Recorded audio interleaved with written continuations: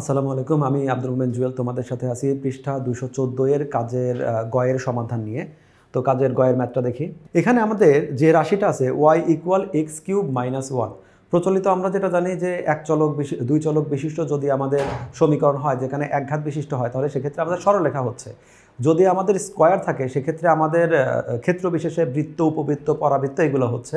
আর যখন x cube থাকবে তার মানে এটা আমাদের বৃত্ত, উপবৃত্ত, সরলরেখা কোনোটার মধ্যে যাবে না। এটা একটা মানে এর বাইরে গিয়ে কোনো একটা আমাদের রেখা হবে। এবং তো এখানে আমাদের এই ক্যালকুলেশন ঠিক আগের মতোই, আমাদের লিমিটেশন দেওয়া নাই যে আমাদের একটা দেওয়া আছে, এখানে আমি জাস্ট এক্স এর ভ্যালুর জন্য এক্স এর যে কোনো সুবিধা মতো যে কোনো ভ্যালুর জন্য আমি ওয়াইয়ের মানটা বের করব। আর আগের কথা ওইটাই যে আমাদের এফ অফ এক্স সমান x cube minus something, y থাকবে এক পাশে আর এক্স সহ বাকি অংশ থাকবে এক পাশে। এক্স এর ভ্যালু কী হবে তার উপর ডিপেন্ড করবে ওয়াইয়ের ভ্যালুটা কী হয়।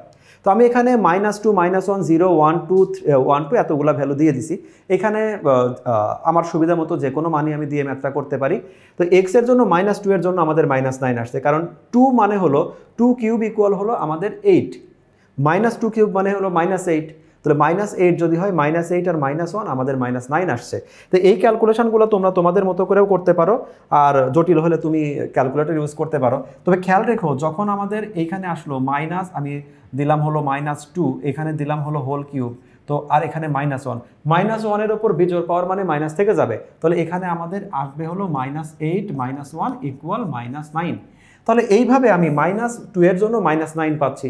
একইভাবে জাস্ট ক্যালকুলেটর ইউজ করে আমি এখানে সাধারণত ওই অন্তত 5টার বেশি আমরা মান নিয়ে নিব, কারণ যেহেতু আমাদের এটা সরল রেখা না।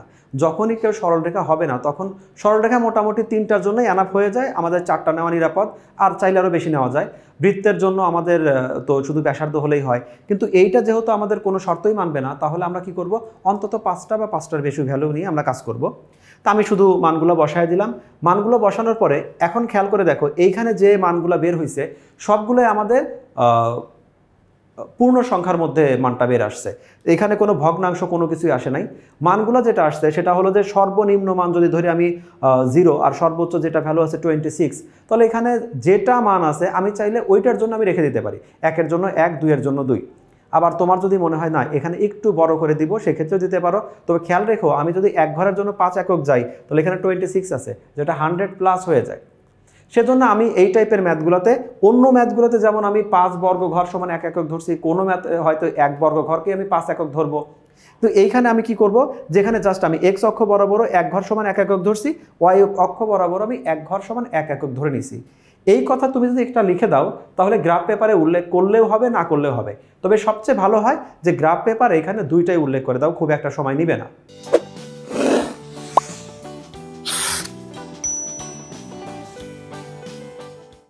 যেহেতু এই ম্যাথটা আমাদের আমি 1 বর্গ ঘর সমান 1 একক ধরে নিয়েছি, তাহলে ক্যালকুলেশনটা একদমই সিম্পল থাকবে।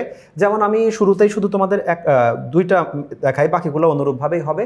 যে এইখানে এই যে বিন্দুটা, এই বিন্দুটা আছে কত, এক্স এর জন্য যাবে 3 একক আর ওয়াই অক্ষের জন্য যাবে 26 একক। তাহলে এইখানে কোনো চেঞ্জ হবে না, আমাদের 0 বিন্দু থেকে 1, 2, 3 ঠিক এই বরাবর আমি 26 গিয়ে আমি ঘরটা ফিল আপ করে দিলাম। ধারাবাহিকভাবে প্রত্যেকটা বিন্দুই বসাই। আমি 2,7 বসাইছি, 2,7 এই ম্যাথে 2 এর জন্য 2, 7 এর জন্য 7, কারণ এক্স ওয়াই দুই অক্ষ বরাবরই আমরা এক ঘরের জন্য 1 একক যাচ্ছি। তাহলে আমি সবগুলোই বসাই দিলাম।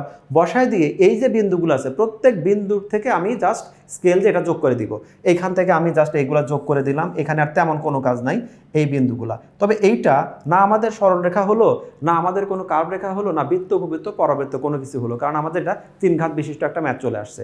তো এইভাবে তুমি এই গ্রাফটা সমাধান করতে পারো। আর এর সাথে এই অঙ্কের দ্বিতীয় পার্ট যেটা হলো, এরকম কোনো ফাংশন থাকলে সেগুলো আমাদের বিপরীত ফাংশন নির্ণয় করা। তো বিপরীত ফাংশন ঠিক একই রকম, যে আমরা ওই যে কোনো ফাংশনকে এফ অফ এক্সকে আমি ওয়াই ধরবো, ওয়াই ধরে আমি ক্যালকুলেশনগুলো করব। আমাদের যে সমীকরণটা দেওয়া আছে সেটা হলো y equal x cube minus 1। তো এই টাইপের ম্যাথের জন্য আমরা এটাকে আমি রাফে ধরেও নিতে পারি, সাইড নোটেও লিখতে পারি, আবার শুরুতে ধরে লিখতে পারি। একভাবে করলেই হবে যে আমরা এখানে লিখলাম, ধরি যে এখানে আমাদের এফ অফ যেটা এক্স আছে, এফ অফ এক্সকে আমরা ধরলাম হলো ওয়াই। তাহলে যদি আমি এখানে শুধুমাত্র এক্স রেখে দেই তাহলে এটা হবে হলো এফ ইনভার্স, এটা হলো ওয়াই, এরকম একটা মান এসে দাঁড়ালো। তার মানে কোনো একটা ক্ষেত্রে আমি যদি এক্স এর ভ্যালু পাই সেক্ষেত্রে আমি তাকে F inverse Y A convert করতে পারি। অর্থাৎ এই ম্যাথ সমীকরণ থেকে তাহলে সামহাও আমাকে শুধুমাত্র এক্স এর ভ্যালুটা বের করতে হবে। তো শুরুতে আমি শুধুমাত্র এক্স এর ভ্যালুটা বের করি, যেখানে লিখতে পারি এক্স কিউব ইকুয়াল এটা হলো ওয়াই প্লাস 1। আমাদের শুধু এক্স দরকার, তাহলে এখানে আমি লিখতে পারি এক্স ইকুয়াল, শুধু এক্স ইকুয়াল পাওয়ার যাচ্ছে এক পাশ থেকে অন্য পাশে, তাহলে এটা রুট ওভার আকারে যাবে। আমি দুইভাবে লিখতে পারি, যেটা হলো ওয়াই প্লাস 1 হোল পাওয়ার, এটা হলো 1/3। 1/3 দিয়েও লিখতে পারি এবার, অথবা আমরা এটাকে কিউব রুট দিয়েও লিখতে পারি। যেটা হলো আমাদের এক্স, এক্সকে আমরা বলতে পারি হলো এফ ইনভার্স এটা হলো ওয়াই, যার নাম এক্স তার নামই হলো এফ ইনভার্স ওয়াই, যেটা আমরা এখান থেকে পাইছি। তাহলে এটা আমরা হলো যে ওয়াই প্লাস 1 হোল পাওয়ার হলো 1/3। কিন্তু আমাদের ম্যাথটা শুরু হয়েছিল এক্স দিয়ে, আমরা এটা ওয়াই এর বিপরীত ফাংশন বের করলাম। তাহলে এক্স এর বিপরীত ফাংশন কি হবে, শুধুমাত্র আমরা ওয়াইটাকে রিপ্লেস করে দেই। তাহলে এখানে লিখতে পারি যে এফ, সুতরাং এফ ইনভার্স এটা হলো এক্স, শুধুমাত্র আমরা এক্সটাকে রিপ্লেস করব। এক্সটাকে রিপ্লেস করলে কি হবে, এখানে আসবে হলো এক্স এটা হলো প্লাস 1। এই যে এখানে যেটা তুমি 1/3 আছে, তুমি 1/3কে 1/3ও লিখতে পারো, এখানে এরকম করে 1/3 লিখতে পারো, অথবা তুমি যদি চাও এটাকে আমি এই কিউব রুট দিয়ে এটা আমি এক্স প্লাস 1 এটাও লিখে দিতে পারি। ভিতরে ব্র্যাকেট দেওয়াটা বাধ্যতামূলক না, কারণ আমাদের এখানে একাধিক কিছু গুণ আকারে নাই। তো এভাবে আমি এই ম্যাথটা করতে পারি। যে ম্যাথটা অবশ্য আমাদের এখানে করা আছে হলো এরকমভাবে, যে এভাবেও তুমি যদি করো কোনো সমস্যা নাই। সেক্ষেত্রে কি করলাম, একদম মোটামুটি কাছাকাছি, শুধু রিপ্রেজেন্ট আগে আর পরে ওয়াই ইকুয়াল সামথিং দেওয়া আছে, এখান থেকে শুধুমাত্র ফ্রেশ আমরা একটা এক্স এর ভ্যালুটা বের করে নিলাম। তো এক্স এর ভ্যালু থেকে এখন এক্স সমান যদি এটা হয়, এইবার আমরা কি করলাম, যেটা আমরা সাইড নোটে ধরে নিছি, সেখানে বললাম যে y equal f of x হলে এফ ইনভার্স ওয়াই সমান আমাদের এক্স, সরাসরি এটা মুখস্থ কথার মতোই বলে নিলাম। তাহলে শুধুমাত্র এফ ইনভার্স ওয়াই কত, এই যে আমাদের এক্স এর ভ্যালুটা বসায় দিছে, আমাদের ম্যাথটা হয়ে গেছে। এভাবে আমরা বিপরীত ফাংশন বের করতে পারি।